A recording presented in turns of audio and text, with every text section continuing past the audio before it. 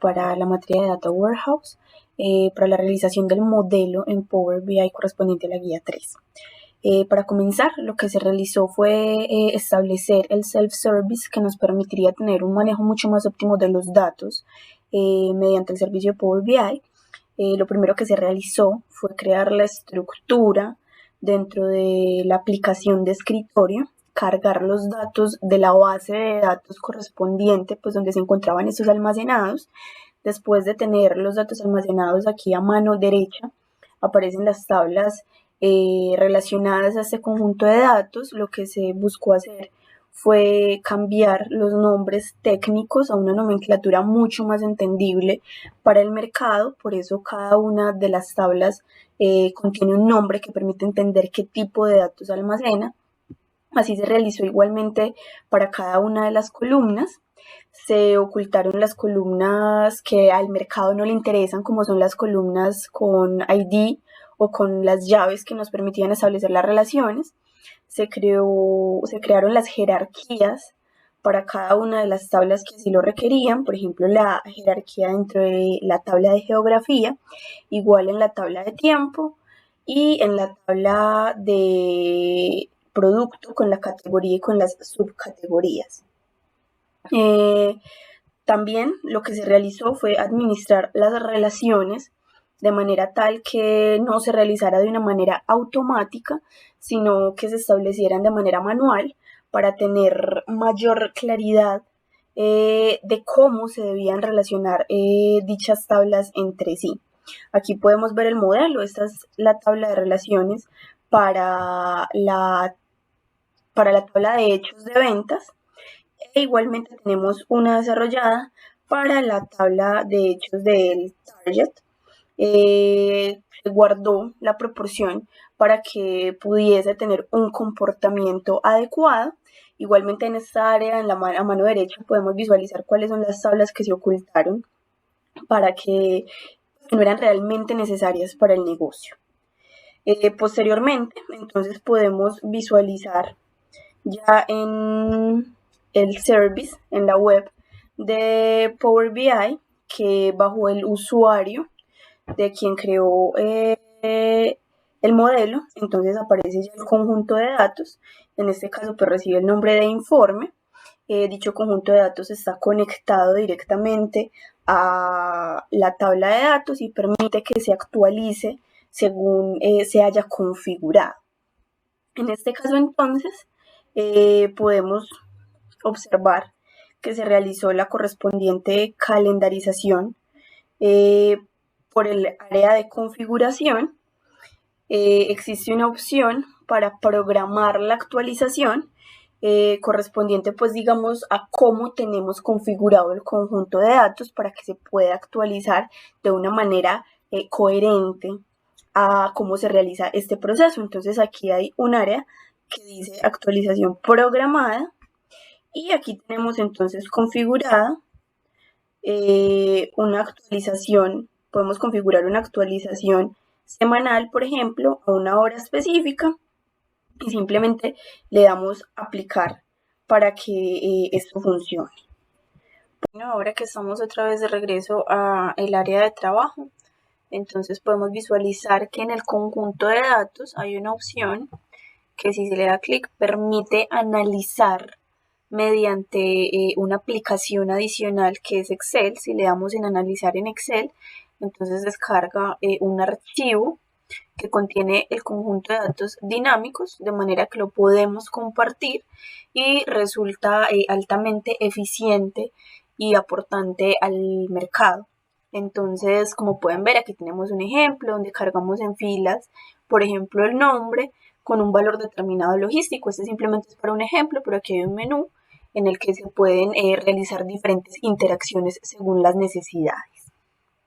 Bueno, por otro lado, entonces, tenemos la realización de los informes. En nuestro caso realizamos los informes ya con el self-service para hacerlo mucho más eficiente debido al peso tan alto que posee la aplicación, para poder tener como un manejo más acertado de la aplicación. Lo creamos con una estructura, de título, con 4 objetos visuales, filtros al lado derecho y el logo de la organización. En este caso es el ejemplo para las regiones. Aporta información sobre el cumplimiento de los targets. Se emplearon diferentes objetos visuales que pudieran dar respuesta al requerimiento. Y como podemos observar aquí, se estableció una conexión dinámica con el conjunto de datos que se habían cargado mediante el self-service anteriormente.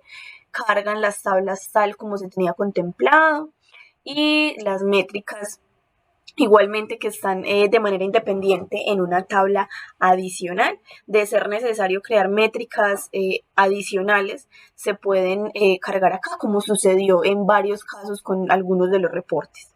Después de haber realizado eso, entonces, de tener el informe bien organizado, lo que se hace o se procede es a publicar mediante esta opción.